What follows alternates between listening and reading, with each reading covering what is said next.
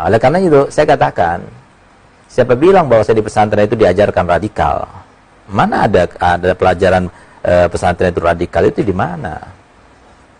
Saya setiap melihat orang, demi Allah, saya anggap orang itu lebih baik daripada saya. Saya lebih hina daripada dia. Di mana saya dapatkan? Di pesantren.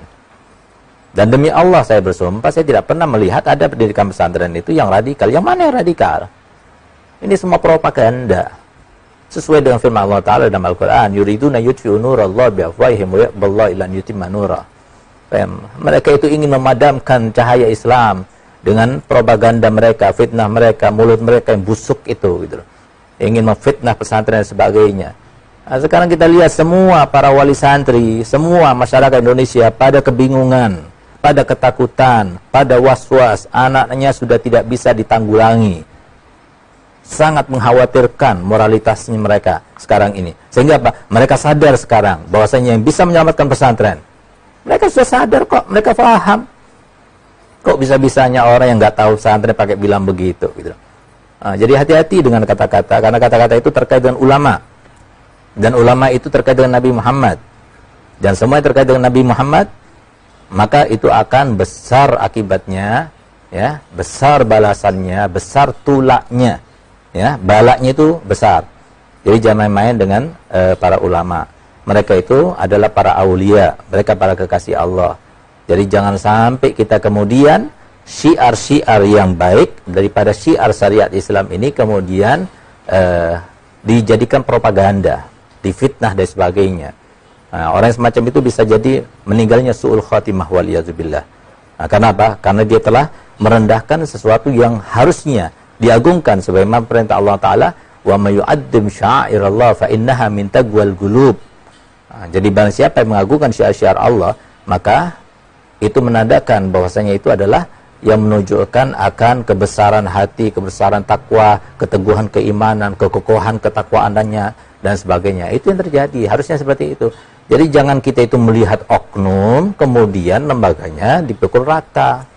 Nah, sekarang kita bolehlah kita bikin penelitian. Silahkan para pakar, ya, baik para pakar pendidikan, para pakar sosial, para pakar pemasyarakatan, silahkan, ya, dalam segala bidang, dari instansi yang manapun. Kita lihat yang paling berbakti pada orang tuanya siapa? Mereka yang di pondok pesantren atau yang nggak pondok pesantren? Yang paling takut kepada dosa itu siapa? Mereka yang di pesantren atau bukan yang di pesantren?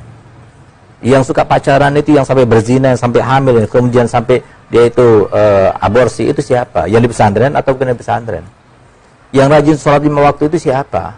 Yang di pesantren atau bukan di pesantren? Kenapa nggak diurus yang di sana itu loh? Ini pacaran-pacaran ini yang bahaya. Ini yang bikin kita ini sekarang kena pandemi COVID-19 dan sebagainya. Kok malah yang kita cari-cari itu adalah kesalahan daripada yang sedikit, daripada oknum-oknum itu. Nah, jadi kalau semua ada yang mengajarkan semacam itu, tunjukkan mana kitabnya.